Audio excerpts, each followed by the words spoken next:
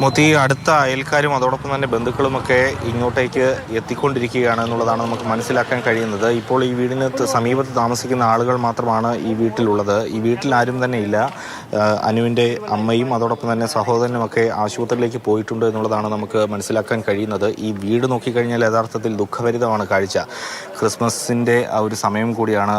നക്ഷത്രമൊക്കെ തൂക്കി Christmas tree ഒക്കെ വെച്ച് ക്രിസ്മസ് ആഘോഷിക്കാൻ വേണ്ടി അവരൊരു തയ്യാറെടുപ്പൊക്കെ നടത്തുന്നു. പ്രത്യേകിച്ചും ഈ ഒരു ക്രിസ്മസ് എന്നൊക്കെ പറഞ്ഞു കഴിഞ്ഞാൽ അവരെ സംബന്ധിച്ചിടത്തോളം വലിയൊരു പ്രിയപ്പെട്ട ഒന്നാണ്. കാരണം വിവാഹശേഷം അവർ ഒന്നിച്ചുള്ള ആദ്യത്തെ ഒരു ക്രിസ്മസ് കൂടിയാണ്. യഥാർത്ഥത്തിൽ അത് ആഘോഷിക്കാൻ കഴിയാതെ അല്ലെങ്കിൽ അതിലേക്കൊന്ന് എത്തുന്നതിന് വേണ്ടി പോലും അവരുടെ ആ ഒരു ജീവിതത്തിൻ്റെ തുടക്കം എത്തിയില്ല എന്നുള്ളതാണ് ഏറെ ദൗർഭാഗ്യകരമായ കാര്യം.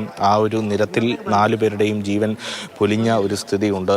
ഈ വീട്ടിലിപ്പോൾ ആരും തന്നെ ഇല്ല. തൊട്ടടുത്ത് അവരുടെ കുടുംബ വീടുണ്ട്, അയൽക്കാർ ഒക്കെ തന്നെ ഇവിടെ ഉണ്ട്. ചേട്ടാ, എങ്ങനെയാണ് ഇത് ഉൾക്കൊള്ളാനാകുന്നൊരു സംഭവമാണ്? എന്തോ അറിഞ്ഞിരുന്നോ? എപ്പോഴാണ് 4:10 മുറിഞ്ഞയിൽ വെച്ച് നടക്കുന്നു. രാവിലെ 6 മണിക്ക് എൻ്റെ മോൻ 5:45 TV വെക്കുന്നു. അന്നേരത്ത് അപ്പോൾ ഫ്ലാഷ് ആയിട്ടില്ല. ആരാന്ന് അറിയാതെ ഒന്നും പറയാനും പറ്റത്തില്ല. പക്ഷേ ഈ ആളിനെ പറ്റി അറിയത്തില്ല.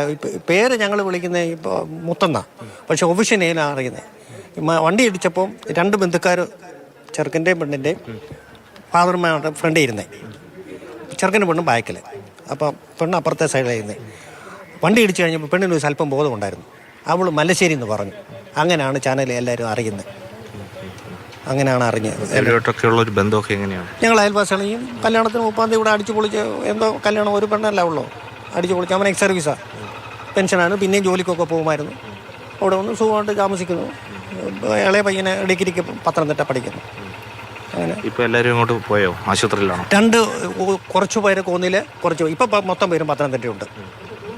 ഇവരുടെ വീടുകളൊക്കെ സമീപത്ത് തന്നെയാണ്. ഏതാണ്ട് 1-2 കിലോമീറ്ററിനകത്ത് തന്നെയാണ് ഇരുവരുടെയും വീടുള്ളത്. എല്ലാവരും ബന്ധുക്കളും അതോടൊപ്പം തന്നെ അടുത്ത സുഹൃത്തുക്കളും എല്ലാവരും ഒക്കെ വിവരങ്ങൾ നേരത്തെ തന്നെ അറിഞ്ഞു എന്ന് തോന്നുന്നു. അതനുസരിച്ചായിരിക്കും ബന്ധുക്കളും അയൽവാസികളും ഒക്കെ അങ്ങോട്ടേക്ക് എത്തിക്കൊണ്ടിരിക്കുന്നത്.